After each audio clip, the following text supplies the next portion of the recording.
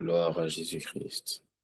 Alors, bienvenue encore une fois à notre séminaire spécial Pâques, notre séminaire spécial Pâques intitulé Opération Rédemption. Nous sommes juste reconnaissants à Dieu pour cette inspiration divine. Vous savez, tout ce qui n'est pas inspiré ne perdure pas.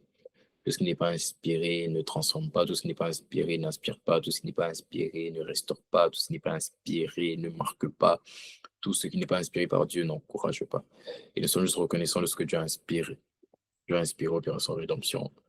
Et il a prouvé qu'il a inspiré par les vies transformées et par la profondeur de sa parole. Je suis reconnaissant pour le message que nous avons eu hier. Dieu nous a parlé de la croix. Il nous a dit la croix, c'est la puissance et la sagesse de Dieu. Et je crois qu'aujourd'hui, Dieu va encore nous faire du bien. Encore nous faire du bien. Avant de passer au message, nous allons juste prendre du temps dans la prière. La prière, c'est une manière de dire à Dieu, nous sommes là pour toi. Nous avons besoin de toi. Alors, dispose-toi de là où tu es. Nous sommes connectés des quatre coins de la terre. Peu importe, la présence de Dieu n'a pas de frontières. Alors, demandons à Dieu, par sa grâce, par ses compassions, de nous faire grâce de sa présence, de son esprit, de sa puissance, de sa profondeur. Eko as ablahati, ske de belima, polada. Ske de brahati, ske de baba.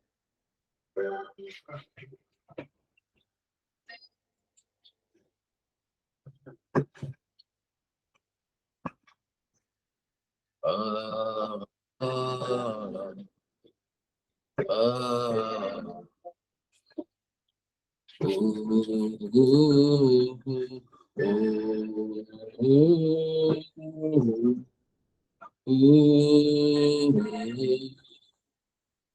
Je crie à toi, oh, oh, oh, oh, oh,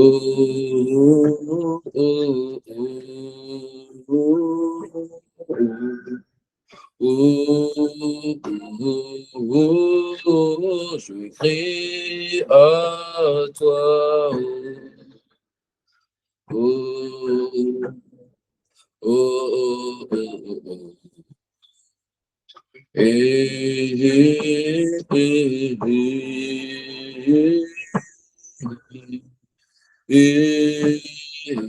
je crie à toi, je crie à toi.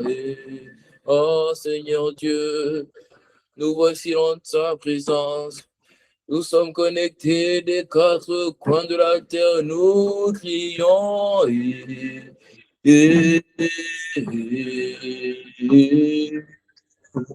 Je crie à toi, je crie à toi, et je crie à toi. Je crie à qui tu es, je crie à la révélation de ta présence en moi. Je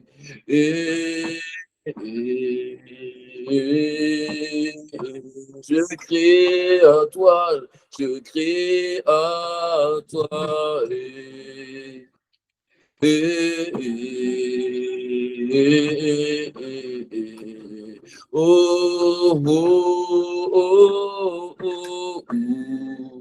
Oh, oh, oh, oh, je crie à toi. Oh, oh, oh, oh,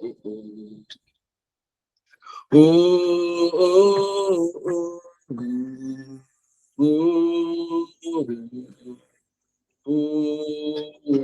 Esprit de Dieu, je crie à toi.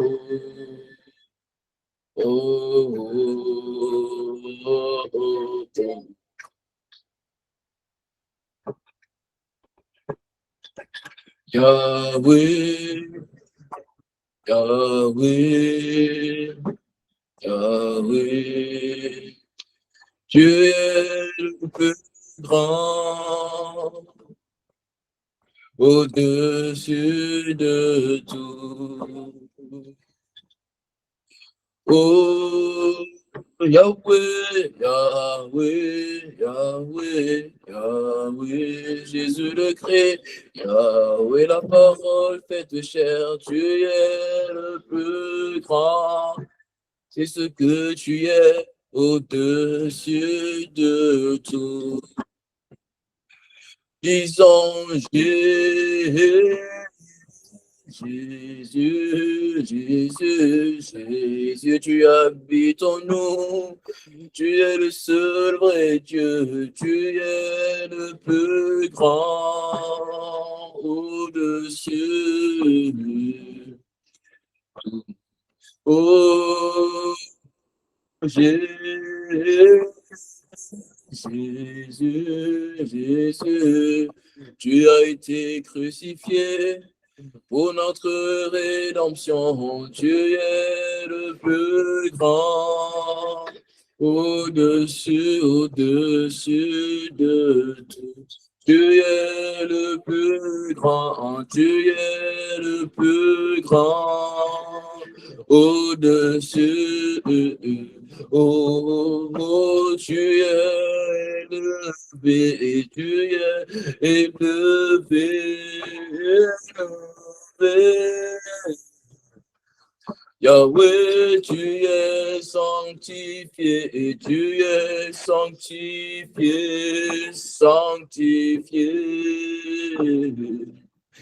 Oh Yahweh, tu es adoré, tu es adoré. Nous t'adorons,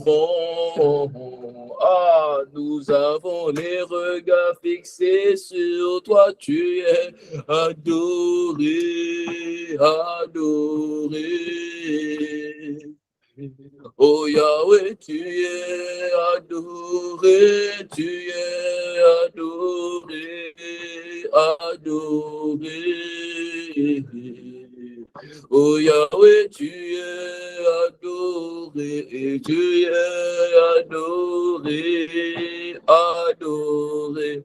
Au-dessus de tout, tu es adoré, tu es adoré, adoré, au-dessus de tout, tu es adoré et tu es adoré, adoré. Oui, tu es bien aimé, tu es bien aimé, au-dessus de tout. Yahweh, nous voici dans ta présence ce soir, reconnaissant que nous sommes des incapables, que nous n'avons aucune capacité par nous. Reconnaissant que nous ne savons rien faire, nous ne savons pas ce qu'il convient de dire ou ce qu'il convient de faire, mais nous dépendons de toi. Nous reconnaissons ta toute puissance. Ton nom, c'est El Shaddai. Tu t'es révélé à Abraham comme étant El Shaddai, le Dieu tout-puissant, le Dieu tout-suffisant, le Dieu omnipotent, le Dieu sanctifié. Voilà pourquoi nous te bénissons, nous te glorifions. Voilà pourquoi nous te rendons grâce ce soir. Parce que nous savons que ce que nous sommes ne sont pas par nous-mêmes, mais je suis ce que je suis par la grâce de Dieu. Alors, Yahweh, sois élevé. Jésus le Christ soit adoré. Notre Père soit publié. Que ton nom soit sanctifié.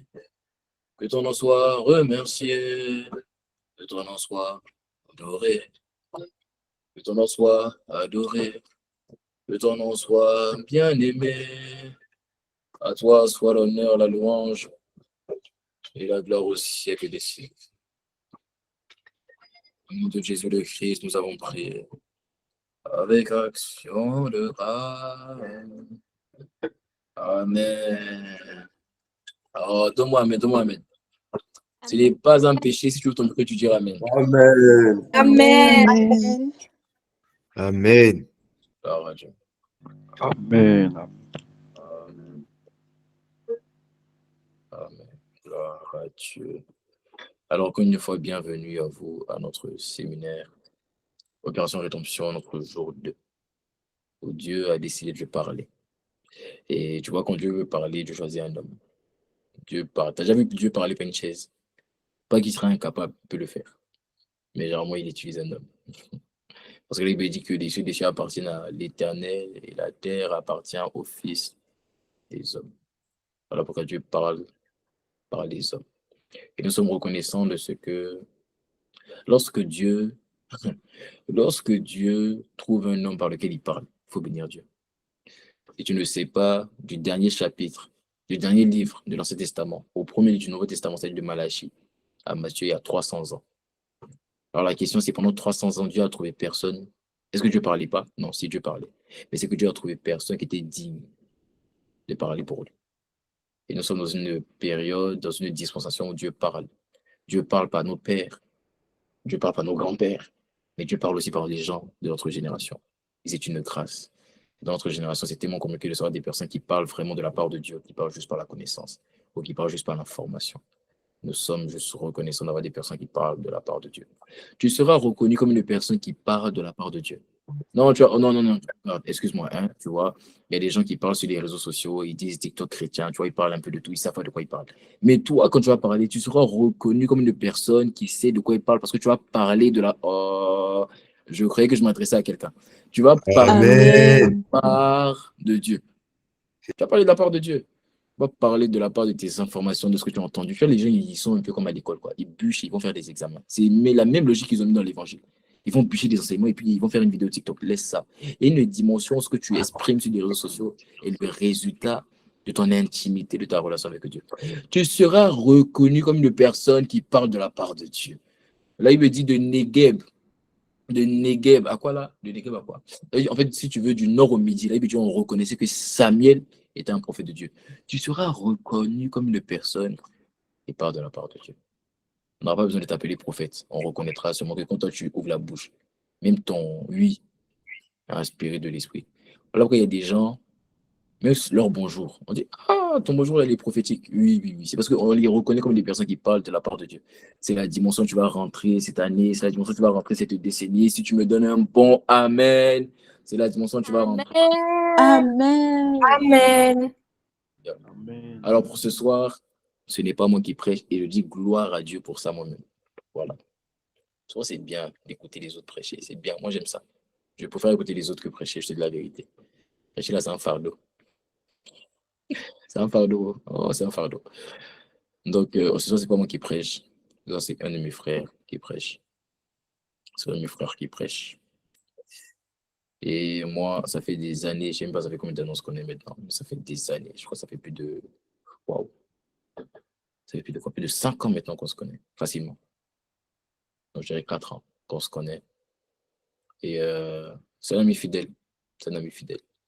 J'ai vu des personnes, on avait le même cœur au début, on avait commencé la course ensemble. J'ai vu des personnes qui se sont séparées. On a perdu ce même cœur. Mais lui et moi, jusqu'à présent, on a toujours ce même cœur-là. C'est ce qui fait qu'on est encore amis. Le jour où nos cœurs différenciés, on ne sera plus amis. Voilà pourquoi nos cœurs, Dieu va nous accorder la grâce d'avoir toujours le cœur de Dieu. Donc, je t'assure, on a vu des gens. On avait commencé ensemble, zélés pour l'évangile. D'ailleurs, on s'est rencontrés, lui et moi, sur les champs d'évangélisation. On était zélés pour l'évangile. On avait des gens qui avaient le cœur de la passion de Dieu, qu'aujourd'hui ne l'ont plus, malheureusement. Nous prions que Dieu puisse griffonner le cœur à nouveau. Mais en ce qui concerne lui et moi, nous, on avance avec Dieu. Non, de Dieu, ça ne changera pas. Alors, il est au Canada actuellement. Il s'est marié il n'y a pas longtemps. Tu vois, donc c'est c'est un papa. C'est le grand frère aussi de notre ami Samy. Samy que vous connaissez peut-être, c'est son grand frère. Et il a bien voulu s'entretenir avec nous, comme l'année dernière, à Opération Rédemption. C'est mon bishop Wilfried Dago. Ça se peut même qu'il n'est même pas là actuellement. Il m'a envoyé un message pour dire, ah, je ne suis pas prêt, je ne suis pas prêt. Mais en tout cas, moi, je t'ai introduit. Donc, bishop, je te laisse la parole. Si tu n'es pas prêt, dis-moi, je vais engager l'adoration. Amen, amen, amen.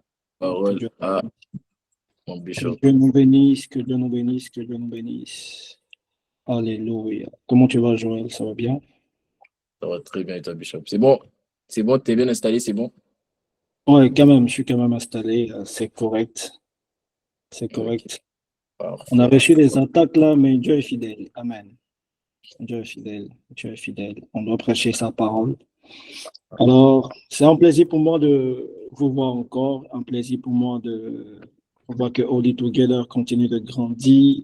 On va bénir Dieu pour cela. Tu vas prier avec moi. Tu vas dire, Seigneur, ce soir, que tu puisses me parler, que tu puisses me parler, que tu puisses parler par la bouche de mon frère qui va nous apporter la parole ce soir.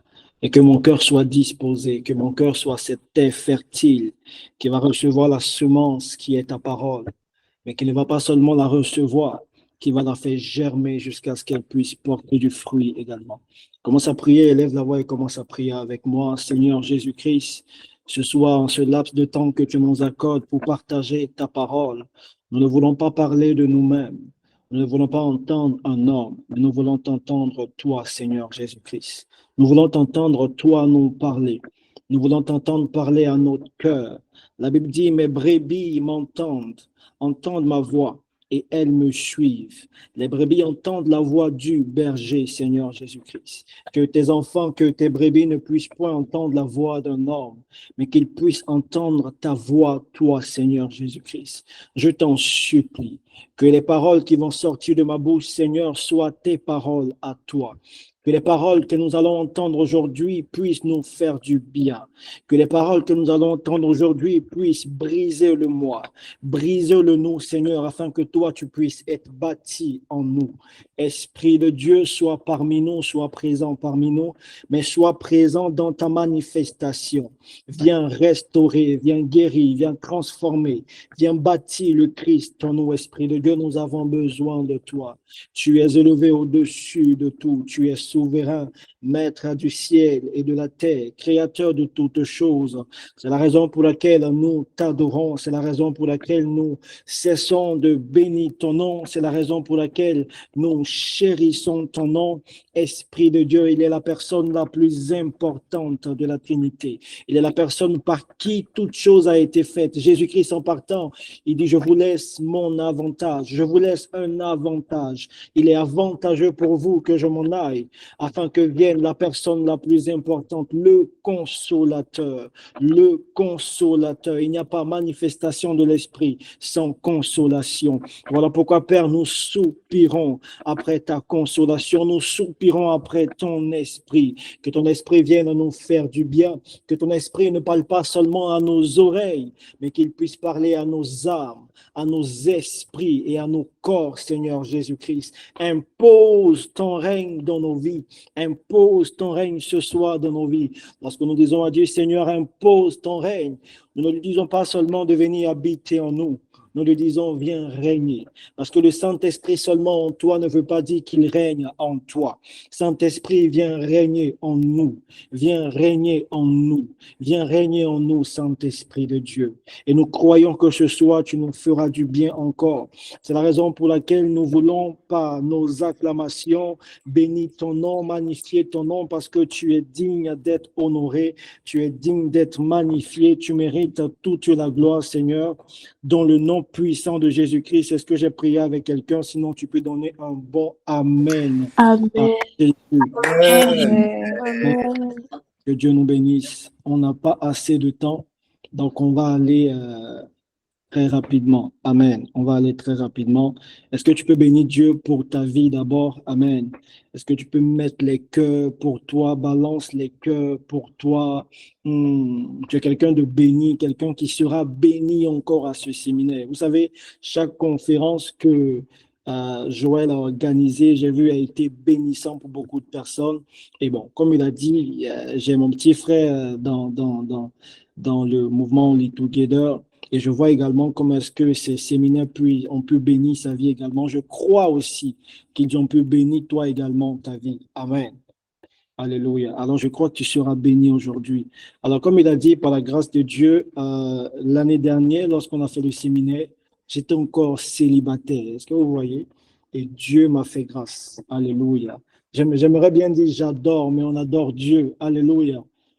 Et je crois aussi qu'après ce séminaire, toi aussi, tu vas passer à une autre dimension. Ce n'est peut-être pas le mariage également, mais assurément, Dieu fera quelque chose de puissant, d'extraordinaire dans ta vie. Alors, par la grâce de Dieu, je me suis marié à une très belle, charmante. Si tu n'aimes pas les cœurs, c'est que tu es jaloux. Et les jaloux n'hériteront pas du royaume des cieux. Amen. Si tu mets les cœurs pour mon épouse, elle est merveilleuse, une merveilleuse femme, une dame extraordinaire qui a aussi le cœur de Dieu. Comme je l'ai dit, c'est que des semblables qui peuvent s'assembler. Amen. Donc, de la même manière qu'il aime Dieu et que moi je suis avec lui, imaginez la personne avec qui j'ai choisi de partager toute ma vie. Merveilleux, merveilleux, merveilleux, merveilleux. Amen. Que Dieu la bénisse également de là où est-ce qu'elle est. Alors aujourd'hui, nous allons parler de la puissance de la croix. Amen. La puissance de la croix. Alors la croix, c'est un événement merveilleux. Amen. Et le message que je vais vous apporter aujourd'hui concerne le privilège de la croix. Le privilège de la croix.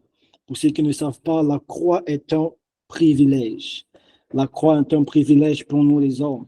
La croix, c'est l'événement le plus merveilleux qui ait pu exister sur terre. Alléluia.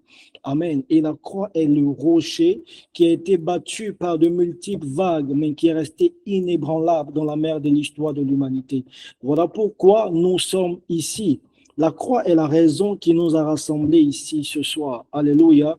Et aujourd'hui, je crois que ce message te fera du bien. Alors, comme on a dit, on va prêcher sur la croix aujourd'hui. Vous voyez, Paul, lorsqu'il enseigne sur la croix, il dit, je ne veux entendre de vous que Jésus-Christ seul et Jésus-Christ crucifié.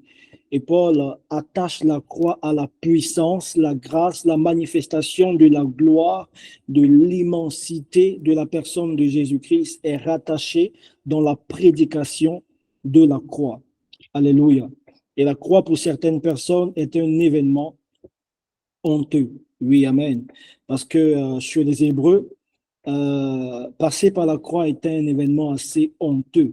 Amen. Les prisonniers, c'était des brigands qu'on envoyait à la croix. Des personnes déchues de sens, des personnes qui manifestaient pas les fruits de l'esprit, des personnes qui étaient dans des choses atroces. Et c'était la pire mort, la pire souffrance qu'on puisse accorder à quelqu'un. Amen. C'était une humiliation également pour lui, mais également pour sa famille, de voir aussi notre frère, notre mari, notre sœur ou notre conjoint se fait crucifier. À la croix, les hommes partaient nus à la croix. Amen. C'est également très triste. Mais Jésus-Christ est passé par là également aussi. Jésus-Christ est passé également par la croix.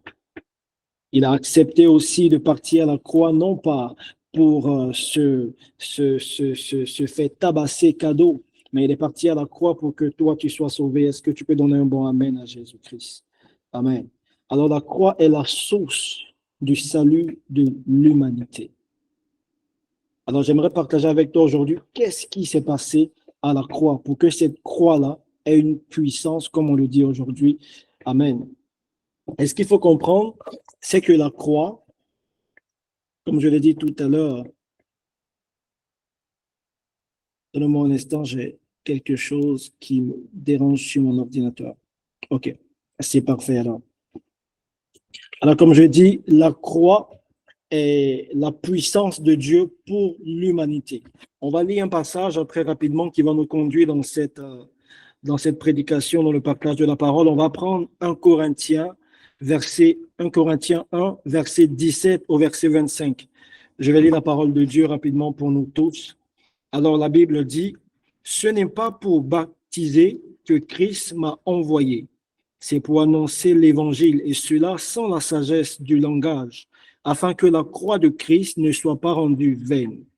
Car la prédication de la croix est une folie pour ceux qui périssent. Mais pour nous qui sommes sauvés, elle est une puissance de Dieu. Ainsi est-il écrit, je détruirai la sagesse des hommes et j'anéantirai l'intelligence des intelligents.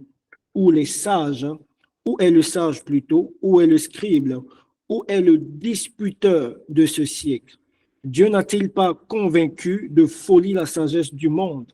Car puisque le monde, avec sa sagesse, n'a point connu Dieu, dans la sagesse de Dieu, il a plu à Dieu de sauver les croyants par la folie de la prédication. Les Juifs demandent des miracles et les Grecs cherchent la sagesse. Nous prêchons Christ crucifié. Scandale pour les Juifs et folie pour les païens. Mais puissance de Dieu et sagesse de Dieu pour ceux qui sont appelés tant juifs, tant grecs. Alléluia. Amen. Alléluia. Et donc, la croix est la puissance de Dieu. La croix est une folie pour les païens. La croix est une folie pour les païens. Pourquoi? Parce qu'ils ne peuvent pas comprendre qu'un si grand Dieu que nous honorons, que nous chérissons, que nous prions, que nous adorons, puisse partir à la croix, puisse vivre une telle humiliation. Amen. Ils ne pouvaient pas comprendre cela. Mais Jésus-Christ a dû passer par la croix pour un but. Alléluia.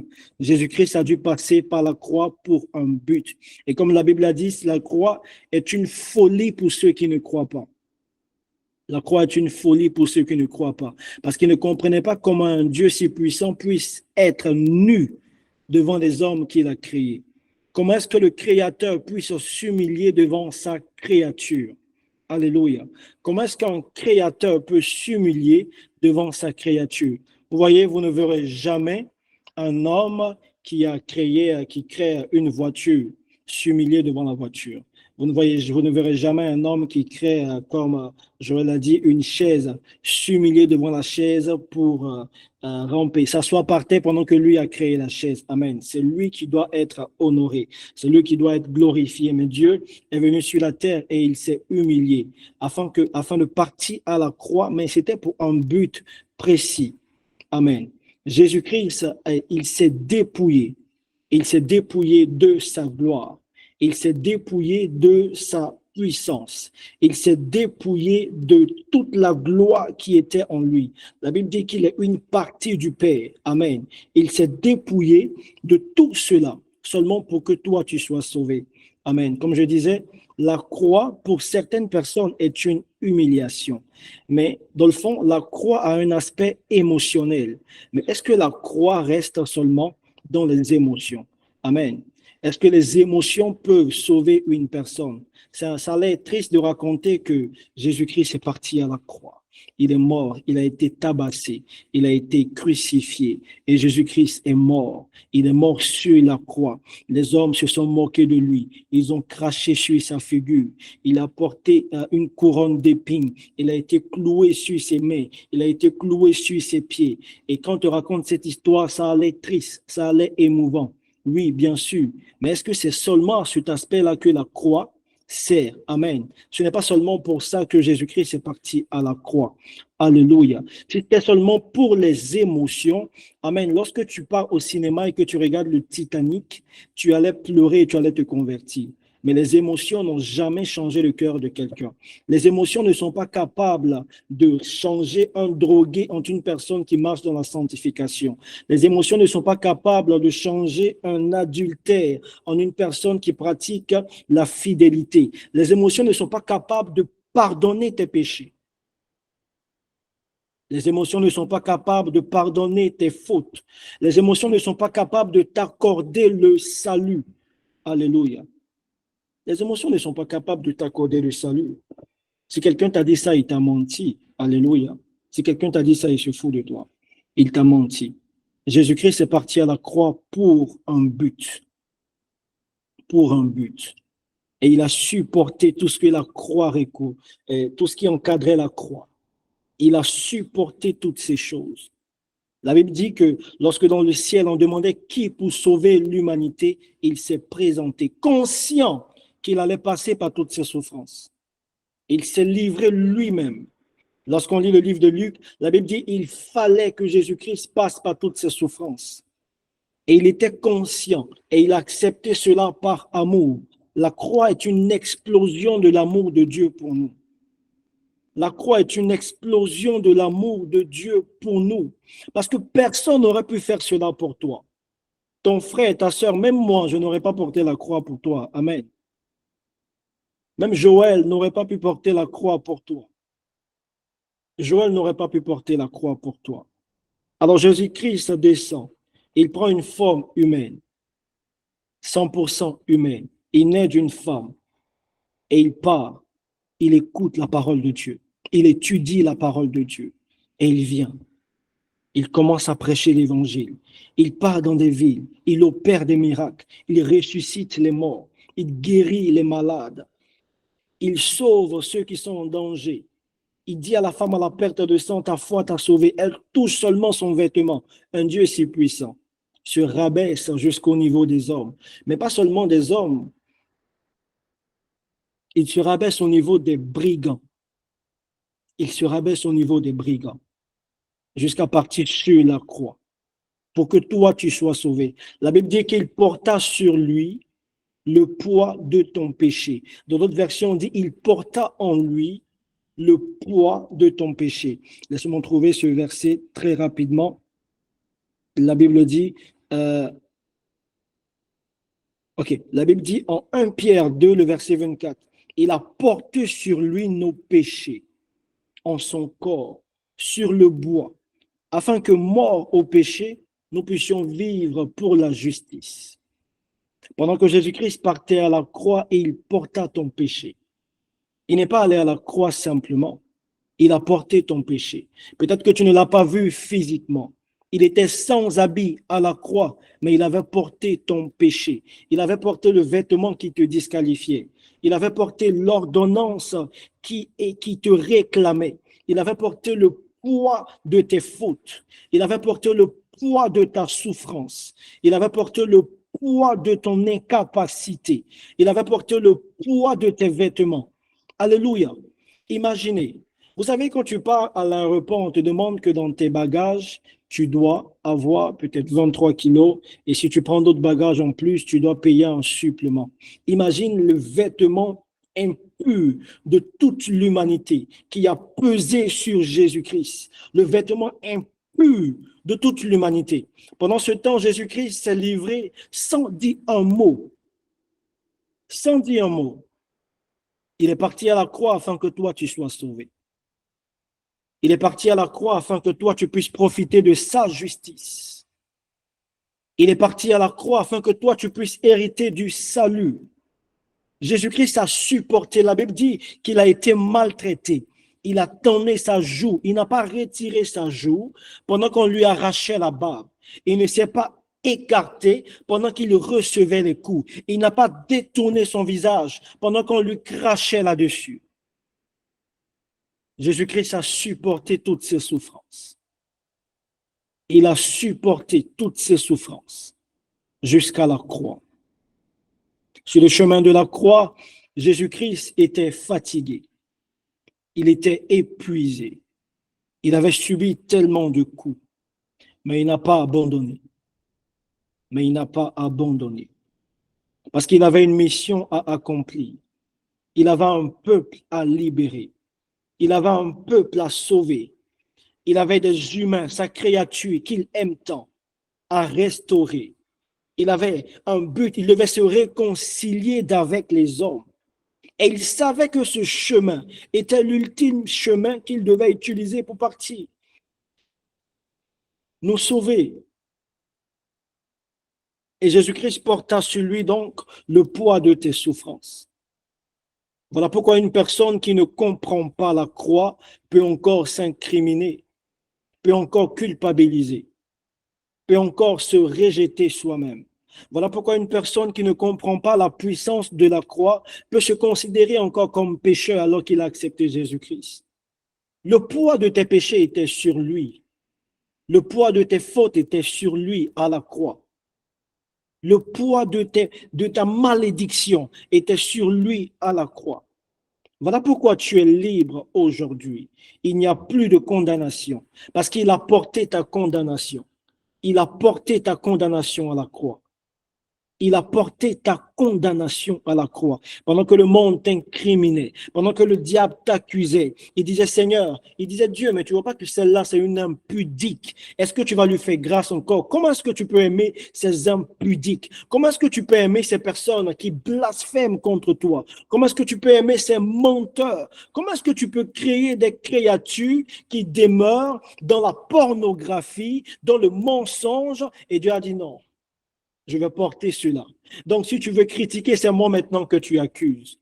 Et si tu m'accuses, ça fait rien. Je vais porter cette souffrance. Pendant que Jésus-Christ partait, on le traitait de criminel. Criminel, criminel, criminel. On disait qu'il parlait contre Dieu. On disait qu'il n'était pas juste. Les gens traitaient Jésus-Christ de tous les noms à cause de toi. À cause de toi. À cause de toi. Pendant que ces personnes commençaient à l'incriminer. Pendant qu'on demandait, est-ce que vous voulez qu'on libère Barnabas ou qu'on libère Jésus-Christ? Toute la foule, la Bible dit toute la foule, c'est-à-dire du plus petit jusqu'au plus grand. Et tous ont crié, libère Barnabas, libère Barnabas, libère Barnabas. Pendant que Jésus-Christ était saint, la Bible dit que pendant qu'il était sur la terre, il était sans péché.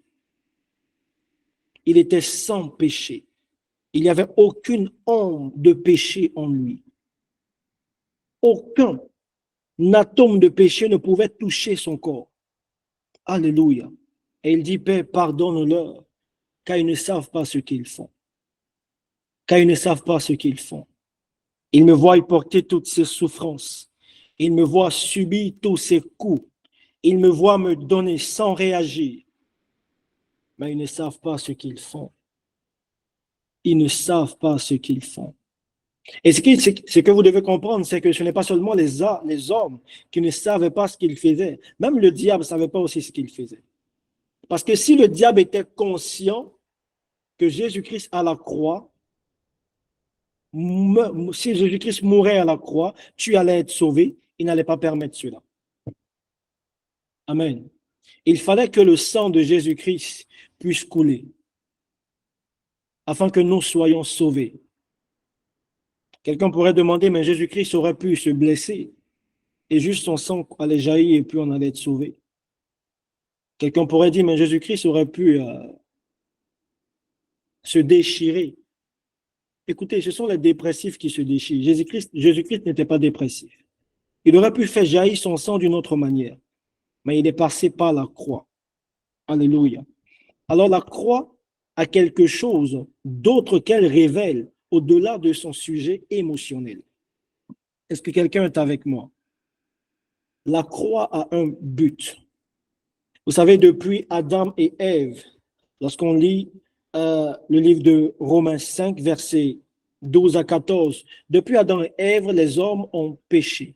La Bible dit que Dieu dit aux hommes, vous pouvez manger de tout arbre, mais sauf ce arbre-là, le arbre de la connaissance du bien et du mal. Parce que si vous mangez ce fruit, vous mourrez.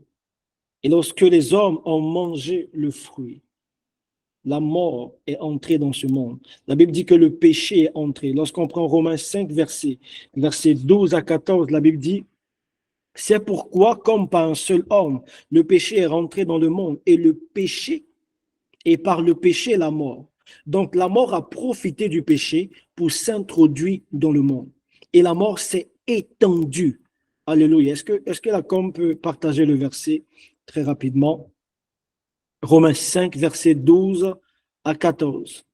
Je ne sais pas si j'ai donné ça à la com, mais bon, c'est pas grave. La Bible dit, c'est pourquoi, par un seul homme, le péché est entré dans le monde.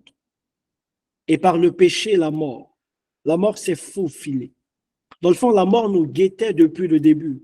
Et la mort est rentrée dans le monde. Et la Bible dit, la mort s'est étendue. Lorsqu'on parle lorsqu'on dit que la mort s'est étendue, on dit que la mort s'est élargie. Lorsqu'on parle d'élargissement, on parle de domination. Donc la mort a dominé. La mort a dominé ce monde. La mort a dominé sur les hommes. Et la mort a touché ta santé. La mort a touché tes finances. La mort a touché également la vie familiale que tu as. La mort a touché la famille. Voilà pourquoi on a des personnes qui ont été malheureusement violées par le père. On a des enfants, des jeunes gens qui n'ont pas reçu l'amour qu'ils devaient recevoir de leur père. On a des personnes qui, dans la famille, étaient rejetées.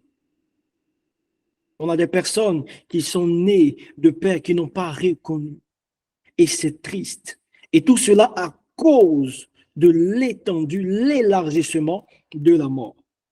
Donc Jésus-Christ avait une dent contre la mort. En fait, Jésus-Christ devait quelqu'un ne comprend pas. Jésus-Christ devait rencontrer la mort parce qu'il devait régler des comptes. Amen. Il devait régler des comptes. Mais la mort se trouve où? La mort se trouve dans le séjour des morts. Alléluia. La mort se trouve dans le séjour des morts. Et Jésus-Christ était tellement saint qu'il ne pouvait pas entrer dans le séjour des morts. Ils allaient le refuser. Lorsqu'il allait se présenter, ils allaient lui dire, non, toi, tu es trop saint, tu ne peux pas rentrer là. Toi, tu ne peux pas rentrer, mais Jésus-Christ, mais non, mais je veux sauver mon peuple, je dois rencontrer la mort. On dit, non, tu es trop saint, ce lieu n'est pas pour toi. Ce lieu n'est pas pour toi. Ce lieu n'est pas pour les personnes comme toi. Ce lieu est pour les pécheurs. Ce lieu est pour les âmes pudiques. Ce lieu est pour ces païens, pour ces personnes qui ne croient pas en toi, pour ces personnes qui ne vivent pas dans la sanctification. Mais toi, tu es saint, tu ne peux pas rentrer ici. Tu ne peux pas rentrer. Et Jésus-Christ dit, OK, la mort, pendant ce temps que je ne suis pas encore entré, pendant ce temps que je ne peux pas rentrer, la mort continue de s'élargir. La mort continue de prendre du terrain. La mort continue de briser les cœurs. La mort continue de détruire ma créature. La mort continue de détruire mes enfants. La mort continue de plonger mes enfants dans la dépression. La mort continue d'anéantir et de cacher, de priver mes enfants de la grâce, des bénédictions que je les ai accordées. Qu'est-ce qu'il faut faire? Il faille que je trouve un moyen pour rencontrer la mort afin que je puisse régler mes comptes avec la mort. Et Jésus-Christ prend la forme, et Dieu prend la forme d'un homme. Il descend sur la terre. Il vit comme les hommes. Il manifeste la puissance de Dieu. Jusqu'à ce que ce jour-là arrive. Alléluia. J'aimerais vraiment qu'on puisse prendre Luc.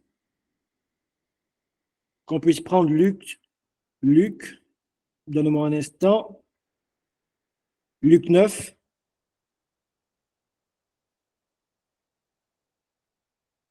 Verset 22. Luc 9, verset 22. Est-ce que la corne là?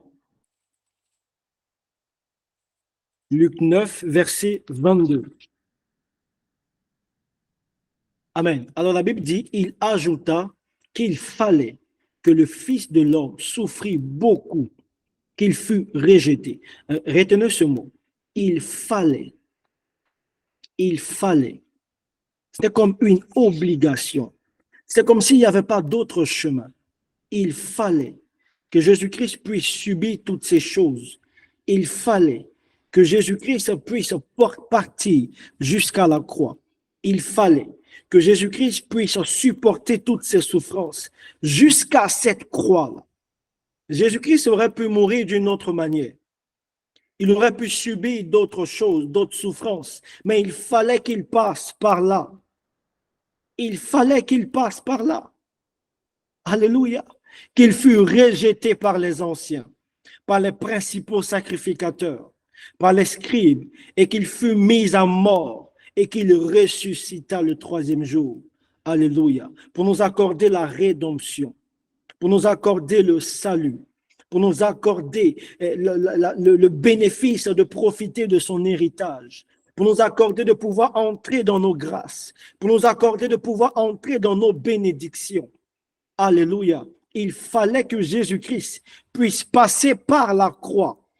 Et Jésus-Christ est passé par la croix. Philippiens nous dit, il a été obéissant, obéissant jusqu'à la mort. Obéissant, mais pas seulement la mort, obéissant jusqu'à la mort sur la croix.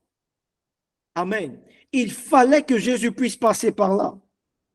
Il fallait. Il fallait que Jésus-Christ puisse passer par là. Et si vous voyez bien, sur cette croix, il y avait deux autres personnes qui étaient aussi crucifiées. Mais la mort de ces deux autres personnes n'a rien changé dans l'histoire de l'humanité. La mort de ces deux autres personnes à la croix n'avait pas la capacité de changer le destin de quiconque. La mort de ces deux autres personnes était vaine. Elle était triste, bien sûr. Elle était remplie d'émotions. Mais elle n'était pas capable de t'accorder le salut. Elle n'était pas capable de te délivrer de tes souffrances. Elle n'était pas capable de briser les chaînes qui te condamnaient. Elle n'était pas capable de bâtir la personne de Christ en toi. Elle n'était pas capable de te permettre de profiter de l'amour de Dieu pour toi. Ces personnes ont été crucifiées au même titre que Jésus. Ces personnes ont été crucifiées au même titre que Jésus-Christ. Mais la croix de Jésus-Christ était particulière. La croix de Jésus-Christ était particulière. Alors la Bible dit que lorsqu'il parta sur la croix, Jésus-Christ mourut. Et lorsque Jésus-Christ mourut, il dit maintenant les choses vont commencer. Maintenant les choses sérieuses vont commencer. J'attendais ce moment depuis longtemps. J'attendais ce moment depuis longtemps.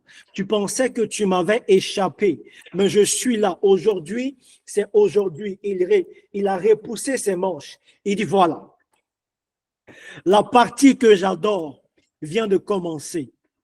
C'est ça le jour de fête. Ah, la partie que j'adore commence maintenant. La partie que j'adore vient de commencer. Et il partit, il descendit aux enfers et il rencontre la mort. Il dit, toi mort. Attends, mais tu blagues. Mais de quel droit tu te prenais pour maltraiter mes enfants? Sur quoi est-ce que tu comptais? Tu pensais qu'on n'allait pas se rencontrer? Ah, question, merci. J'aime beaucoup ce message. Il dit, question, tu pensais qu'on n'allait pas se rencontrer? Mais tu blagues. J'ai trouvé le moyen de te rencontrer. Aujourd'hui, c'est aujourd'hui. La Bible dit qu'il a dépouillé la mort. My God. La Bible dit qu'il a dépouillé la mort. Il dit, ô mort, où est ta puissance? Ô mort, où est ton aiguillon? Ô mort, où est ton autorité? La mort n'a même pas eu le temps de supplier que la mort a été vaincue lamentablement. La mort a été vaincue lamentablement. Lamentablement. La mort a été vaincue. La mort a été vaincue. La mort ne s'attendait pas à rencontrer le Dieu.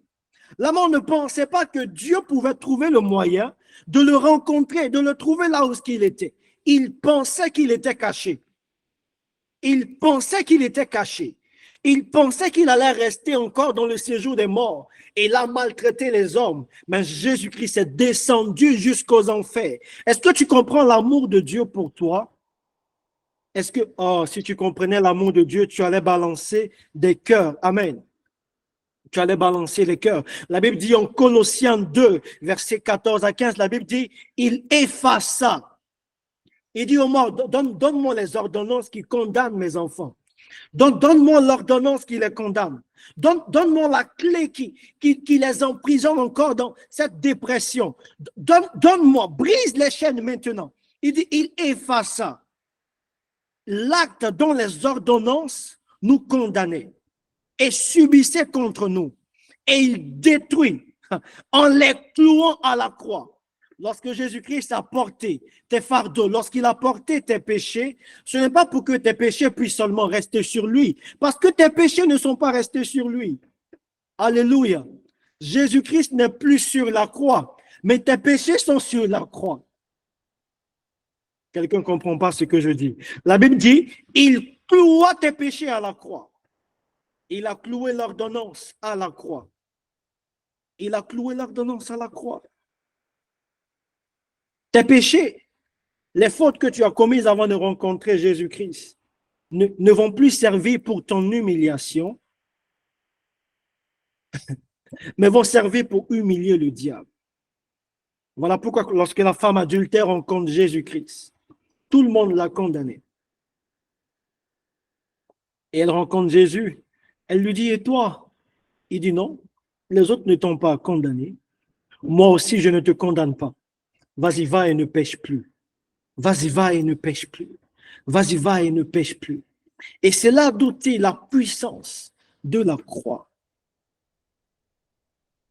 C'est là d'où vient la puissance de la croix. Parce que Jésus-Christ est parti à la croix pour neutraliser les effets de la mort. Il est parti à la croix pour dépouiller la mort. Alléluia. Et Jésus-Christ a été victorieux.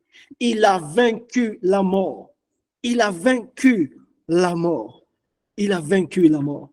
Pourquoi est-ce que je dis que tes péchés sont restés à la croix? Tu vas comprendre cela tout à l'heure. Pourquoi est-ce que je dis que Jésus-Christ a été crucifié, mais il a quitté la croix? Mais il y a quelque chose qui est resté à la croix. Tes péchés sont restés à la croix. Ton ancienne nature est restée à la croix.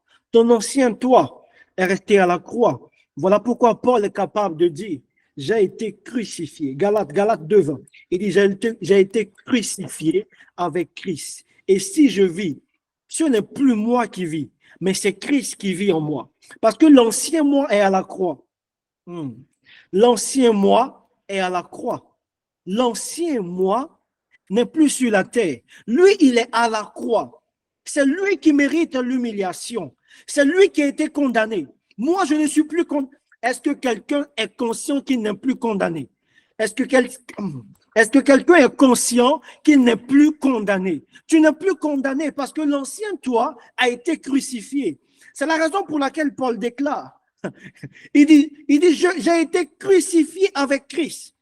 Et si je vis, ce n'est plus moi qui vis, mais c'est Christ qui vit en moi. Et si je vis maintenant dans la chair, je vis dans la foi en le Fils, au Fils de Dieu, qui m'a aimé et qui s'est livré lui-même pour moi.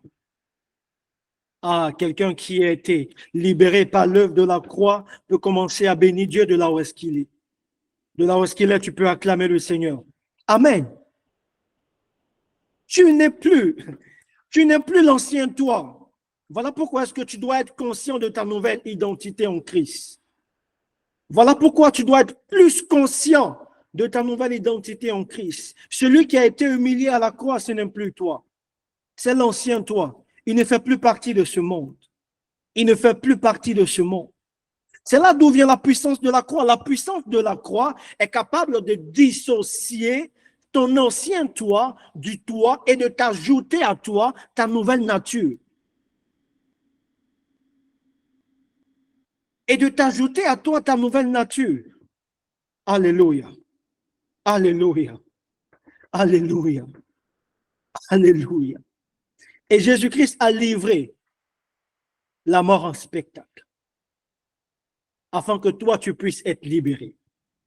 Afin que toi, tu puisses être glorifié. Afin que le voile puisse se déchirer. Avant que Jésus-Christ parte à la croix, il y avait un voile qui séparait Dieu d'entre les hommes. Et une fois que Jésus-Christ est sorti du tombeau, parce que la mort, la Bible dit que la mort n'a pas pu le retenir. La mort n'a pas pu garder Jésus-Christ. La mort n'a pas pu l'emprisonner. La mort a rencontré plus fort qu'elle. La mort a rencontré plus fort qu'elle. La mort a rencontré plus fort qu'elle. La croix avait un but. La croix avait un but. La croix avait un but. La croix avait un but. Elle devait manifester la puissance de Dieu. Alléluia. Et ce qu'il faut comprendre, c'est que la croix a deux phases. Dis avec moi de là où tu es, la deuxième phase de la croix. La première phase de la croix, c'était que Jésus-Christ puisse partir à la croix, être crucifié, humilié, mais pour un but, afin que toi, tu ne puisses point vivre cette humiliation, afin que toi, tu ne puisses point vivre cet acharnement du diable contre ta vie. Alléluia. Et la croix a également des avantages. La croix te donne accès au salut. La croix te donne accès à la présence de Dieu manifeste. la croix te donne de pouvoir être glorifié. Parce que autant tu as été crucifié avec Jésus-Christ, autant tu as été glorifié avec Jésus-Christ. Alléluia. La croix te donne de pouvoir bénéficier de ton héritage. Amen. Amen. Alléluia. Alors, en quoi consistait la deuxième phase de la croix, de la mort de Jésus-Christ? En quoi consistait la deuxième phase de la mort de Jésus-Christ? On va prendre notre Bible dans le livre de Matthieu 16, versets 24 à 25. Amen. Matthieu 16, versets 24 à 25. Je ne sais pas si la com a ce verset. Alléluia. La Bible dit, alors Jésus dit à ses disciples, si quelqu'un veut venir après moi, qu'il renonce à lui-même et qu'il se charge de sa croix. Alléluia. Et qu'il se charge de sa croix et qu'il me suive. Car celui qui voudra sauver sa vie la perdra, mais celui qui perdra sa vie à cause de moi la trouvera. Alléluia. La foi, la croix plutôt, a une deuxième phase. La phase de la mort à soi. La phase de la mort à soi. Et je veux que tu sois très attentif là. Je veux que tu sois très attentif. La phase de la mort à soi. Alors, je vais te donner plus ou moins 3 raisons pour lesquelles tu dois mourir. Mais bien avant ça, je vais te montrer d'abord en quoi consiste la mort à soi. On va prendre le livre de Luc 9. Luc 9, verset 51, 57 plutôt à 62. Luc 9, verset 57 à 62. La première mort que tu dois avoir, c'est la mort à tes propres habitudes. La mort à tes bonnes habitudes. La Bible dit dans le livre, le verset 57, Luc 9, le verset 57, la Bible dit, pendant qu'il était en chemin, un homme dit à Dieu, Seigneur, je te suivrai partout où tu iras. Jésus lui dit, les renards ont des tanières et les oiseaux du ciel ont des nids, mais le Fils de l'homme n'a pas de lieu où mettre la tête. Amen. Peut-être que cette personne-là était habituée à dormir sur des lits avec des coussins. Il était habitué à dormir dans des hôtels 5 étoiles. Il était habitué au luxe. Dans le fond, il est un genre. Et vous savez, la mort a ses propres habitudes. On l'expérimente plus dans le mariage. Ah, tu dois mourir à toi-même. Tu dois mourir à toi parce que c'est 2 personnes qui avaient des habitudes différentes, qui se rencontrent et qui doivent se briser, qui doivent mourir afin d'avoir une habitude commune. Écoute, tu dois mourir à tes bonnes habitudes que tu avais avant afin de pouvoir avoir les habitudes de Jésus-Christ. Alléluia. Tu dois mourir à tes bonnes habitudes. Je ne vais pas être très long là-dessus parce que le temps court. La deuxième mort à soi que tu dois pratiquer, c'est la mort à tes émotions. La Bible dit encore au verset 59, il dit, et il dit à un autre, suis-moi. Et il répondit, Seigneur, permets-moi d'aller d'abord ensevelir mon père. Et qu'est-ce que le Seigneur lui dit? Laisse les morts ensevelir les morts. Et toi, va annoncer le royaume des cieux. Amen. Il venait toucher ici à l'aspect émotionnel de cette personne, à un point émotionnel. Une personne vient de perdre son père ou de perdre sa mère. Il vient de perdre quelqu'un. Et Jésus lui dit, non, laisse les morts enterrer les morts. Laisse tes émotions, arrête de pleurer. Toi, pars à annoncer l'évangile. Il y a une personne qui doit mourir à ses émotions. Tu dois mourir à tes émotions. Mais qu'est-ce qu'on dira de moi si je commence à prêcher Jésus-Christ? Qu'est-ce qu'on dira de moi si je commence à prêcher Jésus-Christ? Donnez-moi juste un instant.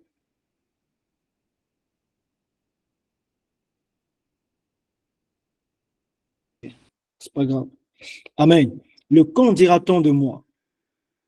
Quelles sont ces émotions-là que nous engageons à pouvoir glorifier en nous? Amen. La honte. Au nom, tu n'as pas reçu un esprit de timidité ni de honte.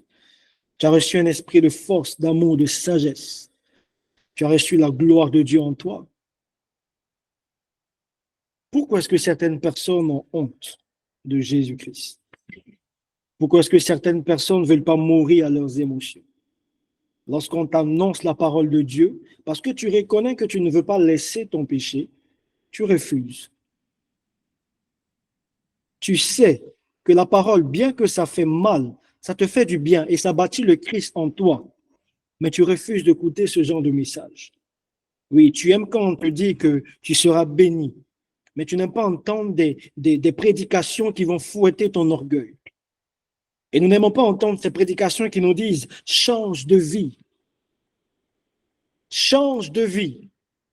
Change de vie. Nous aimons les prédications bonbons. Oui, c'est sucré. Ça nous fait du bien. Est-ce que vous savez que trop de sucre crée la carie dentaire, crée le diabète? Alléluia. Il y a des gens qui sont diabétiques spirituellement. Ils sont diabétiques spirituellement. La troisième mort à laquelle nous devons passer, c'est la mort à notre propre justice. Alléluia. La Bible dit encore dans le verset qui suit, et un autre dit, je te suivrai, Seigneur, mais permets-moi d'aller d'abord prendre congé de ma maison. Et le Seigneur lui dit, quiconque met la charrue et regarde en arrière n'est pas propre au royaume des cieux. Cette personne avait seulement envie de partir respecter le protocole. Tu dois sortir de la maison, c'est juste de partir dire au revoir à ceux de ta maison. C'est juste de partir dire au revoir à sa famille. Mais Jésus-Christ lui dit non, ça ne se passe pas comme ça. Beaucoup de personnes sont bornées par leur propre justice. Vous savez que lorsque tu es borné par ta propre justice, il est impossible pour toi de porter la croix. Parce que si Jésus-Christ devait regarder sa justice pour partir à la croix, il n'allait pas partir. Parce qu'il était sans péché. C'est toi qui étais pécheur. C'est toi qui étais pécheur. C'est toi qui étais rempli de crasse. C'est toi qui étais rempli de boue. C'est toi qui étais rempli de malédiction. Mais Jésus-Christ a renoncé à sa justice. Et il est parti mourir à la croix pour toi. Alors tu dois renoncer à ta propre justice. Renoncer à ta propre justice. Renonce à ta propre justice. Depuis quand ta justice t'a sauvé?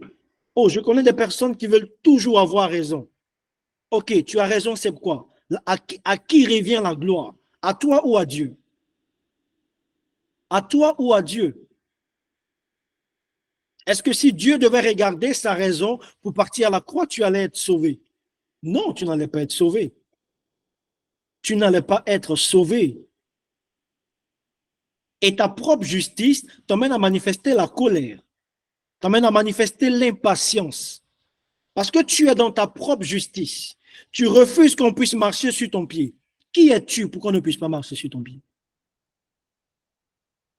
Qui es-tu pour qu'on ne puisse pas te parler mal? Qui es-tu pour qu'on ne puisse pas te négliger? Ne serait-ce que pour un temps. Qui es-tu pour ne pas supporter ces choses? Et on a des personnes qui sont dans l'église, qui vont dans les églises, qui aiment le Seigneur, et parce qu'un frère de l'église t'a mal parlé, tu décides de quitter l'église, d'abandonner Dieu, d'abandonner le Seigneur. Pourquoi? Parce que ta justice a été secouée. Tu n'es pas mort à toi. Tu ne portes pas ta croix. La Bible dit, celui qui n'acceptera pas de mourir pour lui perdra sa vie. Et si tu veux perdre ta vie, demeure encore dans ta justice. Mais tu as besoin de mourir à ta propre justice. Alléluia. Je vais courir avec le temps. Je vais courir avec le temps. Tu as besoin de mourir à ta propre justice. Tu as besoin de mourir à ta propre justice. C'est la troisième mort. Et je vais ajouter une dernière, tu dois crucifier ta chair. Crucifier sa chair, c'est quoi? C'est mourir à ses pulsions. Mourir à ses pulsions. Pendant que ta chair te dit mens, tu es conscient que Dieu te dit de ne pas mentir. Pendant que ta chair t'excite à regarder des revues bizarres, tu es conscient que si tu regardes cela, cela va te conduire à pécher. mais tu t'en vas encore dans ces choses-là. Vous savez, tomber amoureux, ce n'est pas un péché, hein? Mais tomber amoureux de la mauvaise personne peut te pousser à pécher. Amen. Et des fois, tu es conscient que cette personne avec qui tu veux te mettre en couple est dans une mauvaise vie. Et que si tu t'associes à lui, tu risques de tomber dans l'impudicité. Mais au nom de l'amour, au nom, je vais prier, Dieu va le quoi? Dieu ne va pas le changer. Quittez dans ces relations toxiques qui vous empoisonnent et qui font que vous tombez à chaque fois. Et pendant que tu tombes, tu culpabilises encore. Tu culpabilises, tu dis non, je ne suis pas juste. Ah, je ne suis pas justifié. Pourtant, ton ancien toi a été crucifié à la croix. Alléluia. Quelqu'un doit dire avec moi, j'ai passé cette étape. J'ai passé cette étape. J'ai passé cette étape. Alors, je vais te donner trois raisons valables qui vont t'encourager à mourir à toi. Amen. Trois raisons valables qui vont t'encourager à mourir à toi. La première raison, c'est que tu dois mourir à toi parce que tu dois porter ta croix. Quand je dis mourir à toi, comprenez que je lui dis porter sa croix. Amen. La première raison qui doit t'emmener à porter ta croix, c'est parce que Jésus-Christ a porté sa croix. La Bible nous dit dans le livre de 1 Pierre 2, au verset 21, c'est à cela que vous avez été appelés, parce que Christ aussi a souffert pour vous, vous laissant un exemple afin que vous suivez ses traces. Amen. C'est en cela que vous avez été appelés, parce que Christ aussi a souffert pour vous laisser un exemple, afin que vous aussi, vous puissiez suivre ses traces. Alors, si Christ a porté sa croix, toi également, tu dois porter ta croix. Tu dois porter ta croix. Toi également, tu dois porter ta croix. Tu dois mourir à toi-même.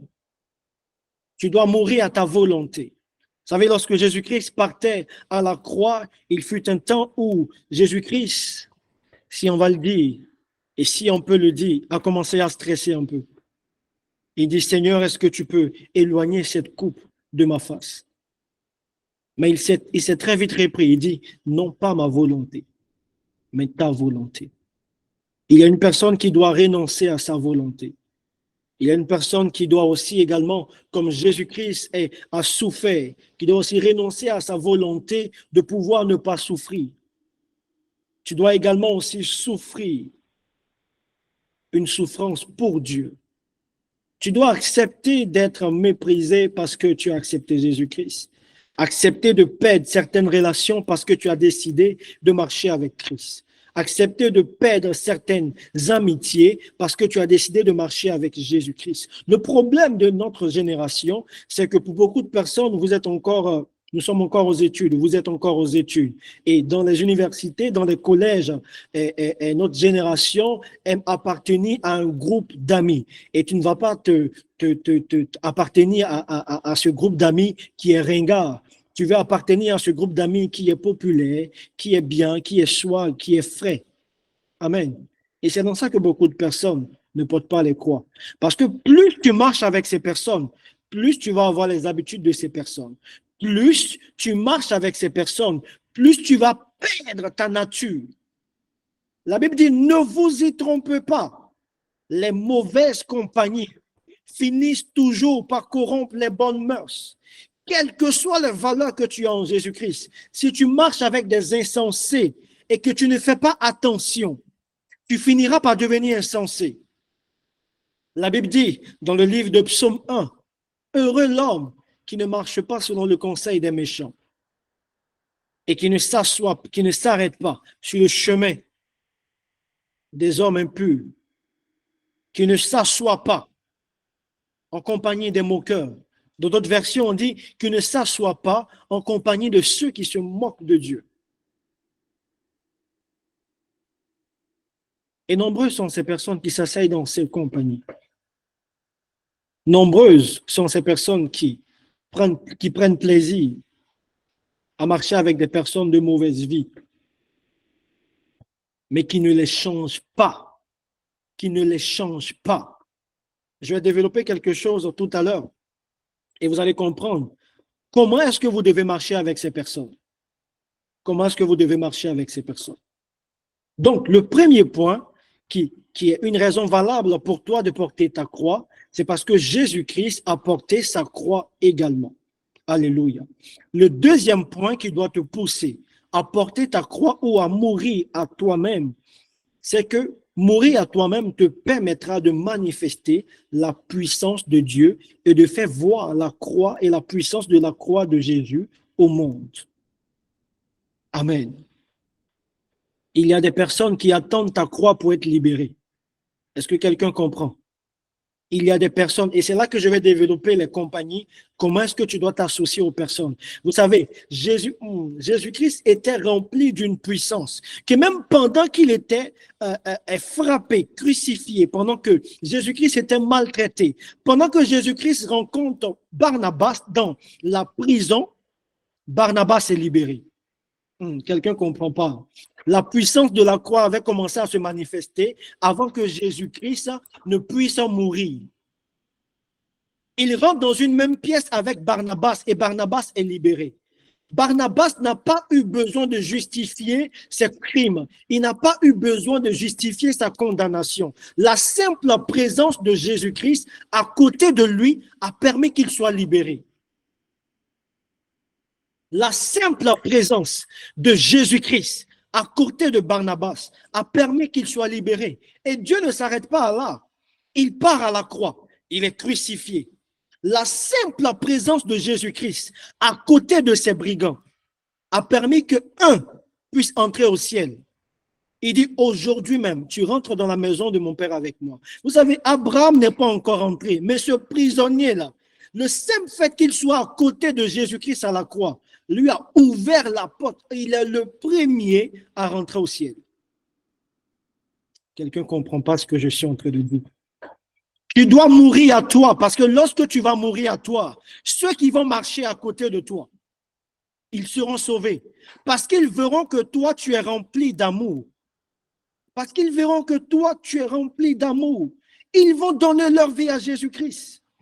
Pendant que tu subis des choses, des moqueries, ils diront que, mais cette personne, il subit toutes ces choses. Elle subit toutes ces choses, mais elle n'est pas remplie de colère. Elle n'est pas remplie de médisance. Elle n'est pas remplie de haine. Elle est remplie d'amour. Ils diront, mais il y a quelque chose qu'elle a que nous n'avons pas. On ne comprend pas. On fait tout pour son mal, mais elle est toujours remplie de joie. Ils diront, je veux connaître ce qui lui permet d'être en joie. Alléluia. Vous savez, il y a certaines personnes qui verront tes sacrifices, qui verront tes miracles que tu vas accomplir, mais qui ne vont jamais donner leur vie à Jésus-Christ. Ces personnes qui ont crucifié Jésus-Christ, ils ont vu Jésus-Christ frapper. Ils ont vu eux-mêmes participer à la crucifixion de Jésus-Christ, mais ils ne se sont pas convertis. Mais lorsque le centenier, il voit Jésus, et Jésus dit, Père, pardonne-leur, car ils ne savent pas ce qu'ils font. Il voit Jésus-Christ prier pour ses ennemis. Il dit, assurément, ce type est ce qu'il dit. Assurément, cette personne, la qualité de ton amour, la qualité de ta patience va permettre à certaines personnes de marcher avec Dieu. Et tu dois mourir à toi-même. Parce que lorsque tu vas manifester la puissance de la croix, beaucoup de personnes seront sauvées. Est-ce que tu comprends que lorsque tu refuses de mourir à toi-même, lorsque tu refuses de porter ta croix, il y a des personnes qui seront encore enchaînées. Il y a des personnes qui seront encore troublées par des démons impurs qui vont les maltraiter. Il y a des personnes qui vont subir les malédictions. Lorsque Dieu parle à Abraham, il dit ta postérité Israël va être sous l'esclavage pendant 400 ans. Et après ça, je vais les libérer. Alléluia.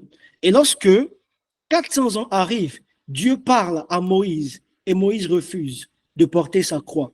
Il attend encore 40 ans. Pendant que tu refuses de porter ta croix, il y a des personnes qui étaient censées vivre une situation désastreuse pendant ne serait-ce que 5 ans. En 2024, aujourd'hui, pendant que nous sommes en train de parler, c'était l'heure pour eux de quitter cette situation, de quitter leur péché, de quitter l'emprise du diable. Mais toi, tu patientes encore. Tu vas laisser des personnes subir encore l'effet de la mort. C'est méchant. Amen. Il y a des personnes qui sont dépressifs dans la maison. Il y a des personnes qui sont dans leur maison, qui sont dépressifs. Mais toi, tu ne manifestes pas la puissance de la croix. Il y a des personnes qui doivent donner leur vie à Jésus-Christ. Mais tu ne manifestes pas la puissance de la croix. Tu n'es pas encore mort à toi-même. Tu ne portes pas ta croix. Tu ne décides pas de partir prêcher l'évangile. Tu ne décides pas de partir annoncer Jésus-Christ à ces personnes.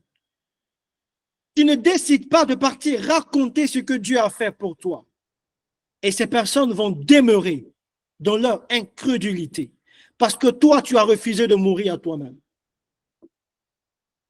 Tu dois mourir à toi pour manifester la puissance de l'œuvre de la croix.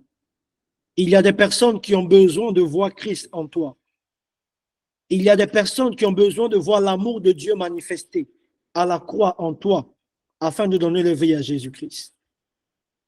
Il y a des personnes qui ont besoin de voir ces choses en toi. Est-ce que quelqu'un comprend ce que je dis? Tu dois manifester de l'amour. Tu dois manifester un amour immense, un amour immense. Jésus dit, la Bible dit en Jean 3, le verset 16, il dit car Dieu a tant aimé le monde qu'il a donné son Fils unique. Il a donné un être cher à ses yeux. Il a donné ce qui était plus précieux pour lui. Qu'est-ce qui est précieux pour toi? Ta réputation. Tu refuses de partir parler à ces personnes qui vivent une mauvaise vie. Tu refuses qu'on te voie en leur compagnie. Tu refuses de marcher avec une personne qui ne manifeste pas la patience, qui ne manifeste pas la sanctification, alors que tu es la seule personne capable de le changer. Tu es la seule personne capable de lui parler de Jésus-Christ. Si tu ne pars pas lui parler de Jésus, qui lui parlera?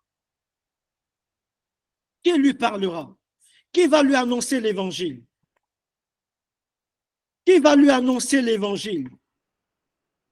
Qui va lui annoncer il peut aussi bénéficier de l'œuvre de la croix que Jésus-Christ a accomplie? Qui va lui annoncer ces choses?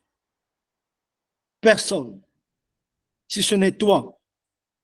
Alors ne perds pas de temps à porter encore ta croix. Décide de porter ta croix aujourd'hui. Décide de porter ta croix aujourd'hui. Quelqu'un va dire, je décide de porter ma croix. Je décide de porter ma croix. Je décide d'être un outil pour le salut de quiconque. Je décide d'être un outil pour le salut de quiconque. Alléluia. Et le troisième et le dernier point que je vais partager, la troisième raison valable que le Seigneur m'a fait comprendre, pour laquelle nous devons porter notre croix, nous devons mourir à nous-mêmes. Amen. C'est que nous devons mourir à nous-mêmes pour bénéficier de notre héritage. Je sais que je n'ai pas donné ce verset à la com, mais est-ce que chacun peut prendre sa Bible et on va lire Hébreux 9, verset 17. Amen. Hébreux 9, verset 17. Que quelqu'un peut prendre sa Bible dans Hébreux 9, verset 17. Hébreux 9, verset 17. Je vais lire très rapidement. OK. Dieu merci, la com a pu la voir. Hébreux 9, verset 17. La Bible dit, un testament, en effet, n'est pas valable. Valable qu'en cas de mort, puisqu'il n'a aucune force tant que le testateur vit. Alléluia. Alléluia. Que tu peux donner un bon amen à Jésus-Christ. Tu dois mourir à toi-même afin de pouvoir bénéficier de l'héritage que Dieu t'a légué. Amen. Il y a des grâces, il y a des bénédictions, il y a une abondance dont tu ne jouis pas parce que tu n'es pas encore mort. Lorsqu'on parle de testament, on parle d'héritage, on parle de délégation, on parle de ce qui te revient de droit. Amen. En vérité, tu es mort. Jésus-Christ est mort à la croix et a fait de toi co-héritier du Christ. Et maintenant, tu peux partager l'héritage de Jésus-Christ également. Mais cet héritage-là, on en bénéficie lorsque le testataire meurt. L'héritage dont tu dois bénéficier t'appartient à toi. Et il faut que le possesseur de l'héritage puisse mourir afin que ceux qui viennent après puissent bénéficier de l'héritage. Il y a certaines grâces dont tu te prives parce que tu ne meurs pas à toi-même. On ne peut pas bénéficier de l'héritage de quelqu'un qui n'est pas mort. Alléluia. On ne peut pas bénéficier de l'héritage de quelqu'un qui n'est pas mort. Je vais vous dire quelque chose de très puissant. Vous savez, lorsque Jésus-Christ rencontre Pierre, et il dit à Pierre, je serai livré. Parce que la Bible dit, c'est une folie même pour les Juifs de comprendre que Jésus-Christ va mourir et les hommes seront sauvés. Pierre était également faisant partie de ces personnes. Et il dit aux disciples, je dois mourir et ressusciter le 3e jour. Pierre dit, Seigneur, non, tu ne mourras pas. Tu ne mourras pas. Et moi, je ne vais même pas te régner, jamais. Et il dit, écoutez bien ce que je dis. Il parle à Simon. Vous savez, Pierre, c'est Simon. Pierre, c'est Simon. Mais Simon, c'est l'ancienne nature de Pierre. Et il rencontre Simon, il dit, Simon, Satan t'a réclamé, mais j'ai prié contre toi, afin que lorsque tu sois affermi, tu puisses affermir les autres également. Il rencontre Simon et il dit à Simon, toi Simon, tu vas me régner. Tu vas me régner 3 fois. Et après, le coq va chanter. Et lorsque Jésus-Christ a été crucifié, Simon était là aussi. Ils ont demandé à Simon, est-ce que tu es avec Jésus-Christ? Il dit non, je ne le connais pas. 3 fois de suite. Il dit non, je ne connais pas ce Jésus-Christ dont vous parlez.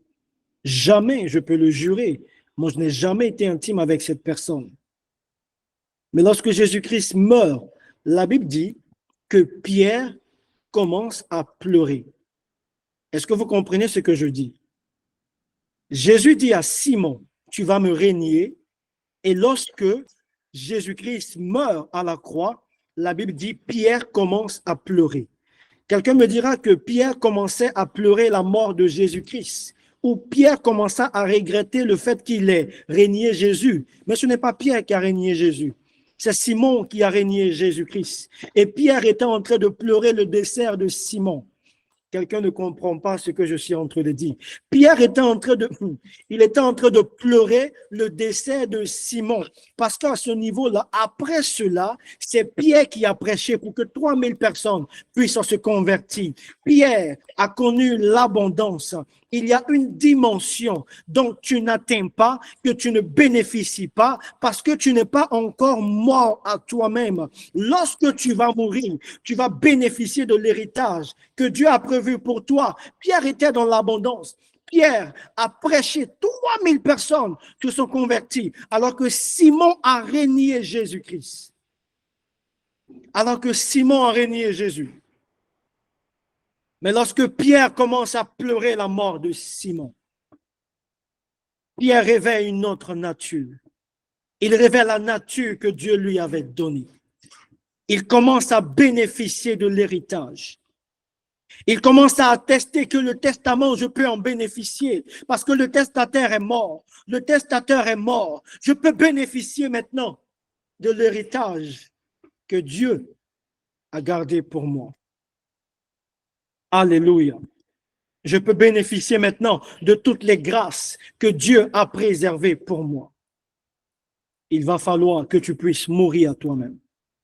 Que tu puisses mourir à toi-même afin de pouvoir bénéficier des grâces que Dieu a préservées pour toi.